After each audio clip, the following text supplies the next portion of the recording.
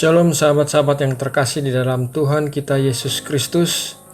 Saya tahu bahwa saat ini merupakan saat yang sulit bagi sebagian besar dari kita. Wabah virus corona yang menyebabkan terjadinya lockdown telah menimbulkan kematian di mana-mana, memukul perekonomian dunia, menyebabkan banyak orang kehilangan pekerjaan, diusir dari rumah kontrakan karena tidak mampu membayar sewa, atau tidak mampu memberi makan keluarganya, dan lain sebagainya. Sahabat-sahabat bijaksana yang terkasih, mari kita semua tetap kuatkan dan teguhkan hati kita, karena segala sesuatu ada masanya. Akan ada saatnya semua ini berlalu, dan keadaan akan menjadi lebih baik. Tetaplah berharap pada Tuhan Yesus, sebab Dia Allah yang baik. Krisis kehidupan merupakan suatu hal yang pasti terjadi. Tidak ada sesuatu pun yang tinggal tetap di dunia ini. Semua keadaan akan terus berubah. Ada kalanya keadaan yang baik hari ini akan menjadi buruk esok hari, dan keadaan yang buruk hari ini akan menjadi baik esok hari. Krisis kehidupan pasti terjadi kepada semua orang. Entah diakibatkan oleh perubahan yang terjadi di sekeliling kita, perubahan yang terjadi terhadap kita, perubahan yang terjadi di dalam diri kita, ataupun perubahan yang kita buat terjadi.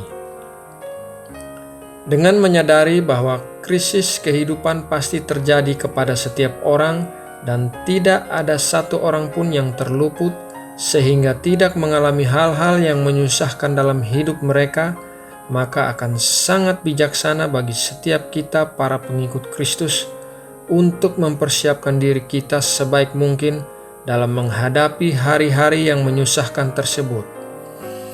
Dalam Matius 7 ayat 24-27, Tuhan Yesus memberikan perumpamaan tentang dua macam rumah. Setiap orang yang mendengar perkataanku ini dan melakukannya, ia sama dengan orang yang bijaksana yang mendirikan rumahnya di atas batu. Kemudian turunlah hujan dan datanglah banjir, lalu angin melanda rumah itu. Tetapi rumah itu tidak rubuh sebab didirikan di atas batu.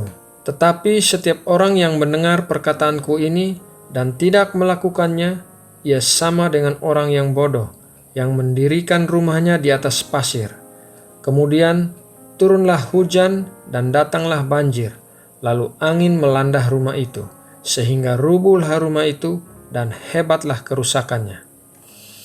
Sahabat-sahabat bijaksana, perhatikan bahwa kedua rumah ini sama-sama mengalami hujan, banjir, dan angin. Tetapi hasil akhir kedua rumah ini berbeda. Perbedaannya adalah di atas dasar apakah rumah tersebut didirikan, apakah di atas batu ataukah di atas pasir.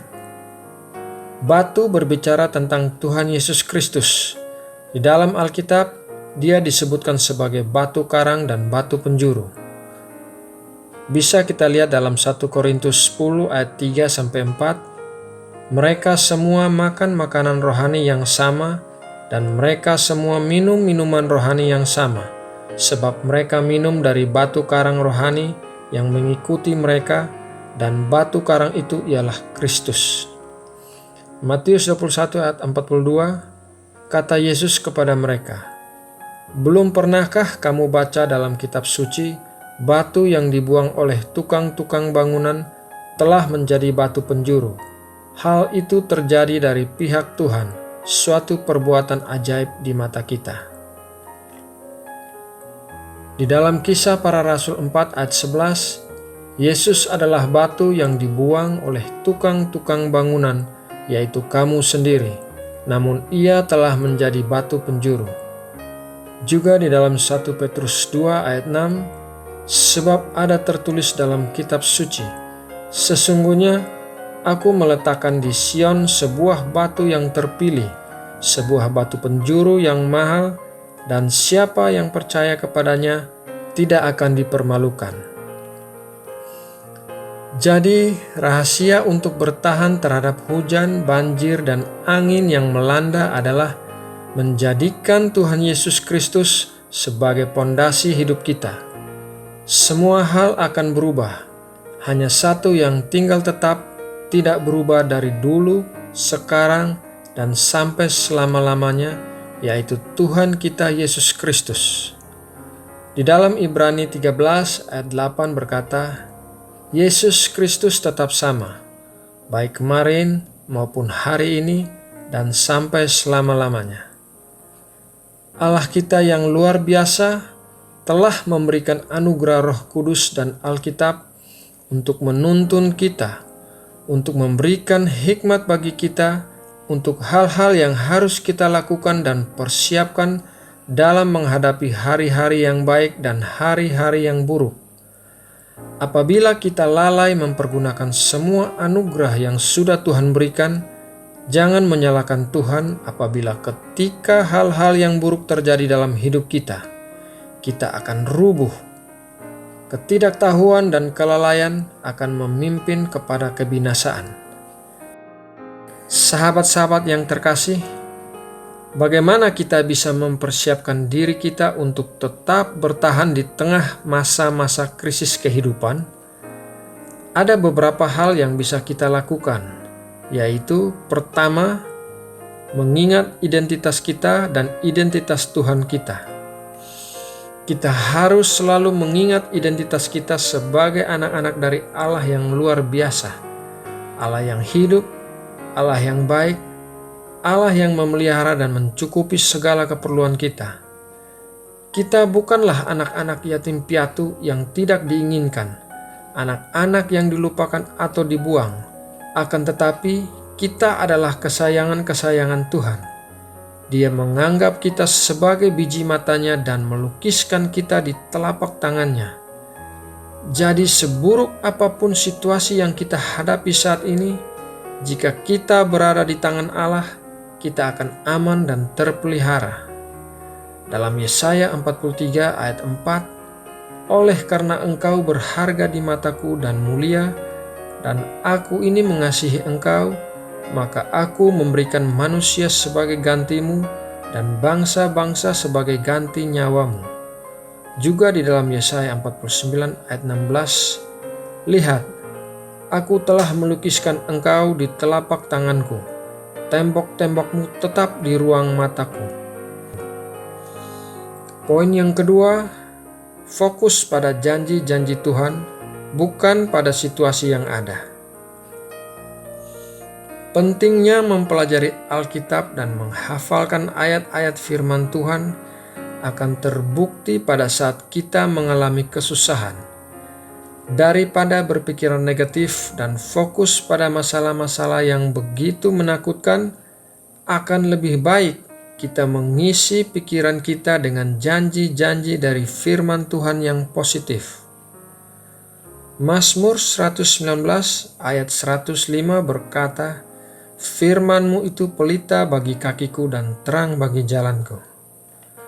Saat teduh secara teratur juga akan membuat kita lebih tenang menghadapi semua masalah yang terjadi dan memungkinkan kita untuk mendengar suara Tuhan lebih jelas tentang apa yang harus dilakukan dalam situasi tersebut.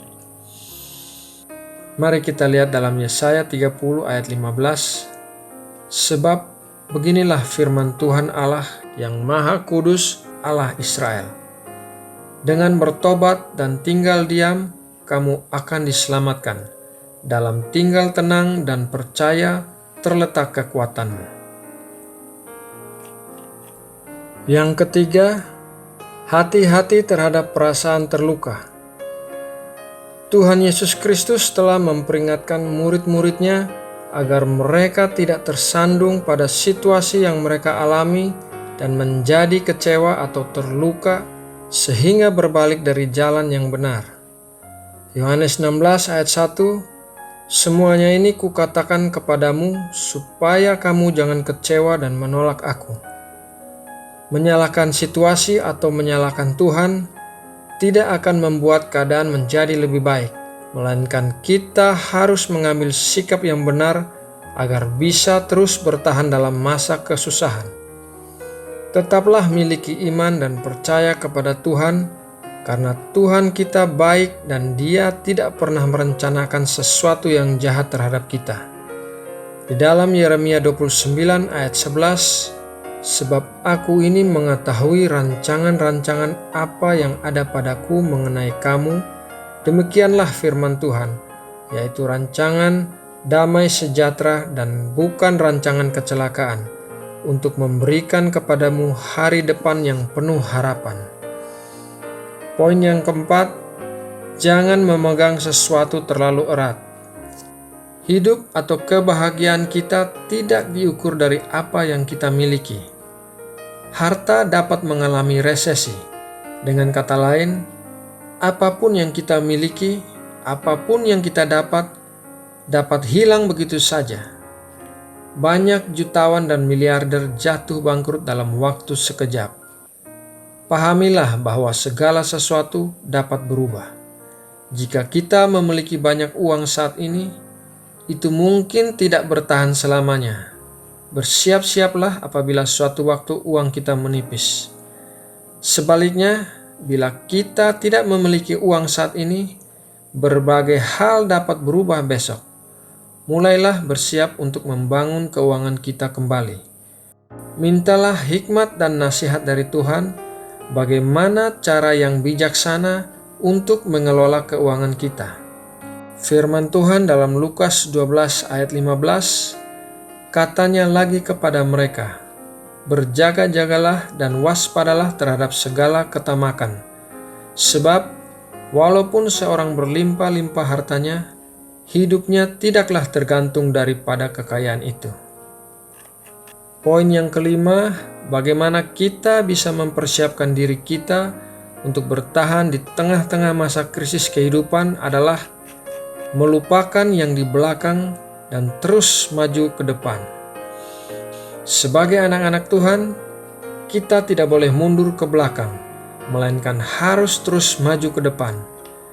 Kita harus mengarahkan pandangan kita kepada masa depan yang tersedia bagi kita, bukan menyesali apa yang sudah terjadi di belakang kita. Filipi 3 ayat 13 berkata, saudara-saudara, aku sendiri tidak menganggap bahwa aku telah menangkapnya, tetapi ini yang kulakukan. Aku melupakan apa yang telah di belakangku dan mengarahkan diri kepada apa yang di hadapanku dan berlari-lari kepada tujuan untuk memperoleh hadiah, yaitu panggilan surgawi dari Allah dalam Kristus Yesus. Kita lihat juga dalam Amsal 23 ayat 17-18, janganlah hatimu iri kepada orang-orang yang berdosa, tetapi takutlah akan Tuhan senantiasa, karena masa depan sungguh ada dan harapanmu tidak akan hilang. Nah, sahabat-sahabat bijaksana yang terkasih, demikianlah renungan kali ini. Apabila saudara menyukai renungan kami, silakan like dan subscribe, serta membagikan renungan ini agar dapat menjadi berkat bagi saudara-saudara kita yang lain. Doa saya adalah semoga kita semua selalu berada dalam keadaan sehat dan dilindungi Tuhan, dan semoga semua keadaan yang buruk cepat berlalu. Terima kasih, Tuhan Yesus memberkati.